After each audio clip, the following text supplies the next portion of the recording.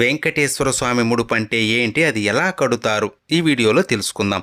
పిలిస్తే పలికే కలియుగ దైవం, కోట్లాది భక్తులకు ఇలవేల్పు, ఆపద మృక్కులవాడు, అనాథ రక్షకుడు, కొలిచిన వారికి కొంగు బంగారమైన ఆ శ్రీనివాసుడే కష్టాన్ని కడతీర్చే దైవం అని భావించి స్వామివారికి తమ కోరికలు చెప్పుకొని ముడుపు కడతారు. స్వామివారికి ముడుపు శనివారం ఉదయం దీపారాధన చేసి ముందుగా వినాయకుడికి మీ కోరిక చెప్పి స్వామికి ముడుపు కడుతున్నాను, సంకల్పం నెరవేరాలి అని కోరుకొని ఒక తెల్లని బట్టకి పసుపు తడిపి ఆరబెట్టి బట్టకి 4 వైపులా కుంకుమ పెట్టి అందులో 11 రూపాయలు లేదా స్థాయిని బట్టి కొంత డబ్బును స్వామిని స్మరించుకుంటూ పెట్టి మీరు ఎందుకు ముడుపు కడుతున్నారో మనస్ఫూర్తిగా భక్తిగా స్వామికి చెప్పుకొని డబ్బు పెట్టిన పసుపు బట్టకి 3 ముడులు వేసి స్వామి ఫోటో లేదా ప్రతి ముందు పెట్టాలి.